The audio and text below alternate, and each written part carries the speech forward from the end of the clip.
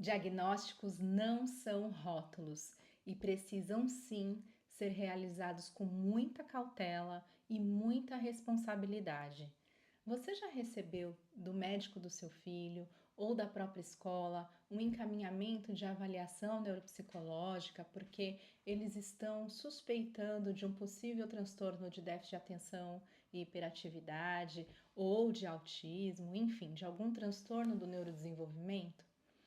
Pois bem, algumas famílias recebem isso de braços abertos, mesmo que seja desafiador. Elas olham como oportunidade de entender que aquela criança precisa ser ajudada. Mas, infelizmente, muitas famílias ainda recebem essa notícia com uma certa resistência e até mesmo um certo preconceito de que o diagnóstico ele é rótulo. Eu não quero rotular meu filho com TDAH, eu não quero colocar esse carimbo aqui de transtorno de aprendizagem no meu filho. Então, acho que é muito importante a gente entender tudo isso. Mas antes de mais nada, eu quero me apresentar, principalmente para você que está chegando aqui e ainda não assistiu nenhum vídeo que eu tenha colocado aqui no canal.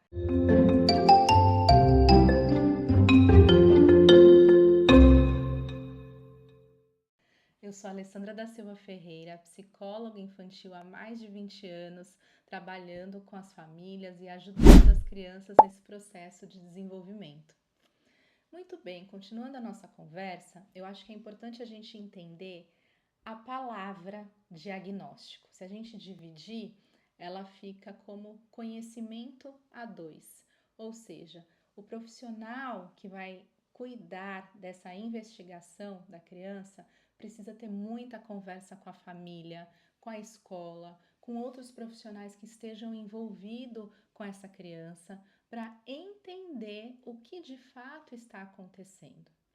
Então, já nisso, a gente já percebe o quão sério é esse trabalho e que o intuito é compreender as dificuldades da criança e não ficar só nas dificuldades, mas compreender também as suas potencialidades para que aquilo seja ressaltado. Então, gente, o que são rótulos na verdade?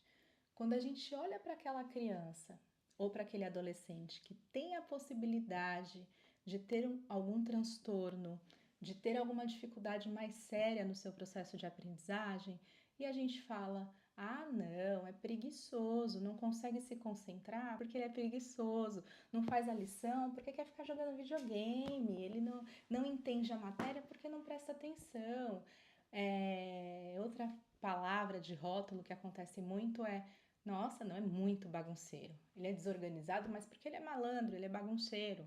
Então, bagunceiro, desorganizado, preguiçoso, isso sim são rótulos e que a gente precisa fugir deles. Então, quando a criança ela passa por um processo de avaliação neuropsicológica em busca de um possível diagnóstico, ou às vezes nem se fecha um diagnóstico, é muito importante para que a gente compreenda todo o funcionamento daquela criança. Onde que estão as dificuldades? O que ela precisa ser cuidada? Né? A gente está dando uma oportunidade para ela, a gente está respeitando essa criança e principalmente a família, porque muitas vezes recebe julgamentos de todos os lados de que não está dando limite, ou de que não está cuidando direito, ou de que não fica em cima para fazer a lição, ou coisa do tipo.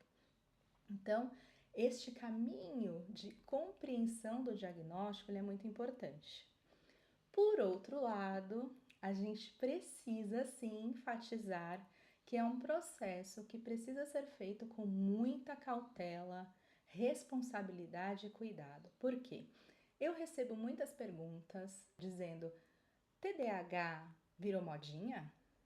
Por que tantos diagnósticos agora de autismo? O que está acontecendo? É uma moda?